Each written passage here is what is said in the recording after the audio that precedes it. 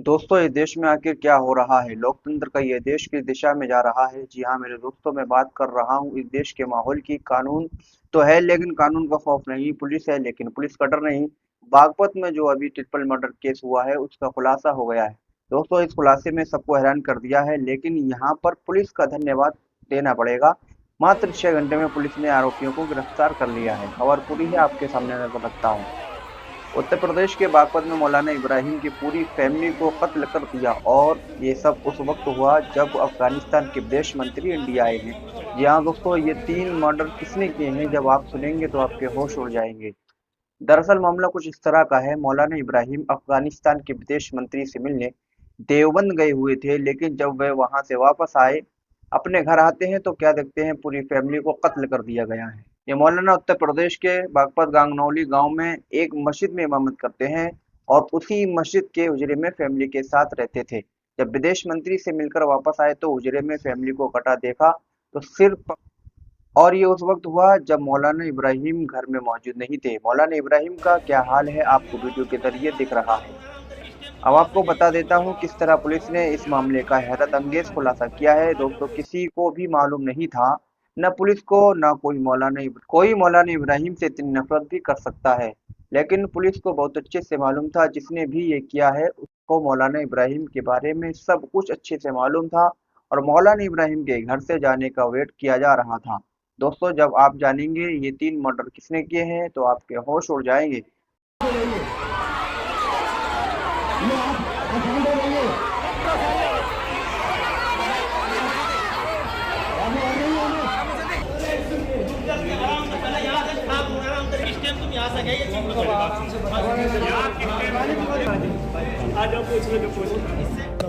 CCTV बंद बता रहे थे।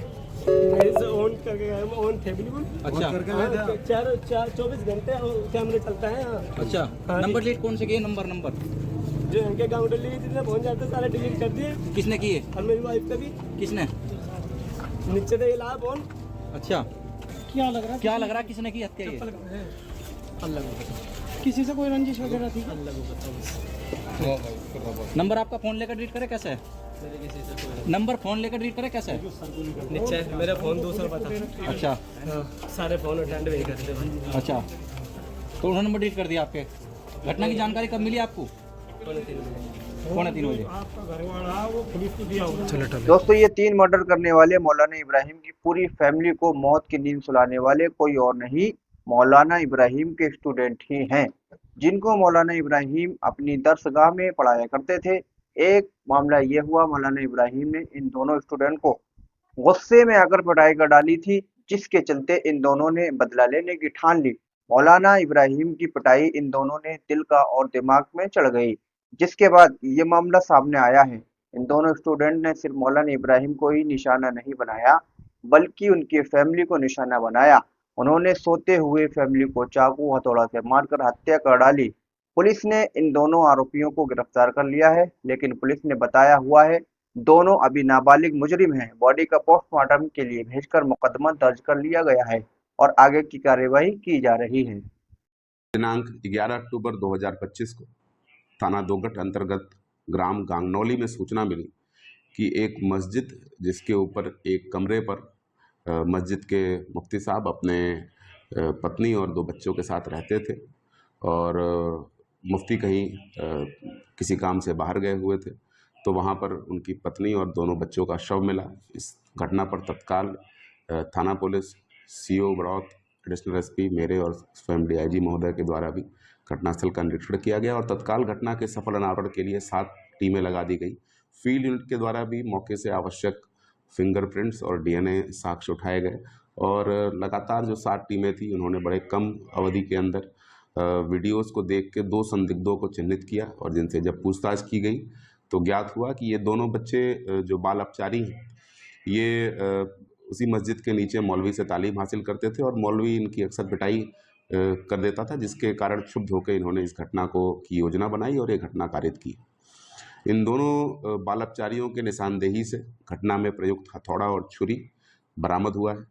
जानकारी में ये आया कि कल यानी दिनांक 10 अक्टूबर को इनमें से एक बालकचारी के साथ मुफ्ती ने पिटाई की थी, और जिसके कारण उसने अपने दूसरे साथी को साथ लेकर ये पूरी योजना बनाई। और आज जब मुफ्ती किसी काम से बाहर गए हुए थे और उनका परिवार अपने कमरे में सो रहा था दोपहर 1 बजे के आसपास, तब इन्होंने इस घटना को अंजाम दिया और अंजाम देने के बाद वहाँ से वो फरार हो गए।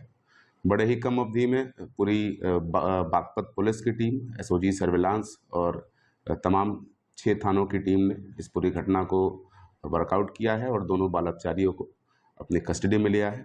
थाना दोगट पर वादी की तहरीर पर अभियोग पंजीकृत करके आवश्यक विधिक कार्रवाई की जा रही है। दोस्तों, इस केस के एक ऐसा सबक मिल गया है जिससे मदरसे में बच्चों को तालीम देने वाले मौलवी खौफ में आ जाएंगे और किसी भी स्टूडेंट को मारने से पहले इस केस को जरूर याद करेंगे। इस केस ने सारे मौलवियों को दहशत में डाल दिया है।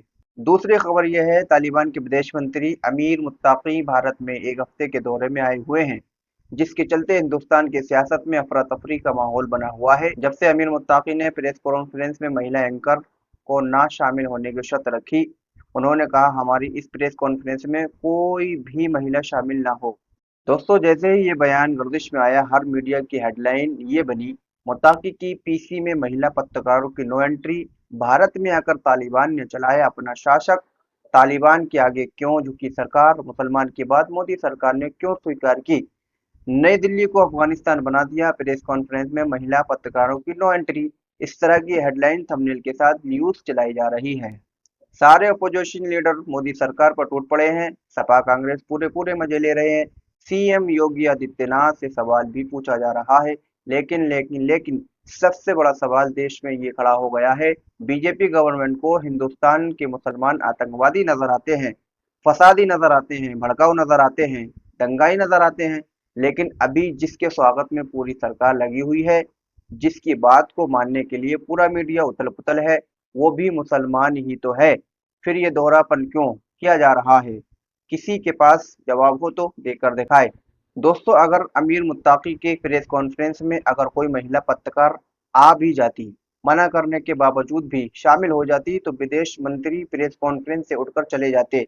ये बात बहुत अच्छे से बीजेपी को मालूम थी, इसलिए उनकी बात को रखते हुए प्रेस कॉन्फ्रेंस में महिला के आने पर रोक लगा दी गई।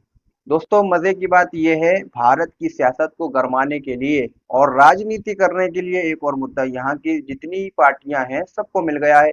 बीजेपी गवर्नमेंट का अब चारों तरफ से विपक्ष देखिए कैसे घेराव करता है, और तालिबानी विदेश मंत्री अमीर मुत्ताकी के जाने के बाद फिर कंट्रोवर्सी शुरू होगी। अभी देखते जाओ क्या क्या होता है। दोस्तों, आज की छोटी सी वीडियो अपडेट सिर्फ इतनी ही थी। वीडियो को लाइक शेयर, चैनल को सब्सक्राइब जरूर करें और आगे की अपडेट्स के लिए बने रहें हमारे सोशल इंडिया 24 न्यूज चैनल पर। जय हिंद।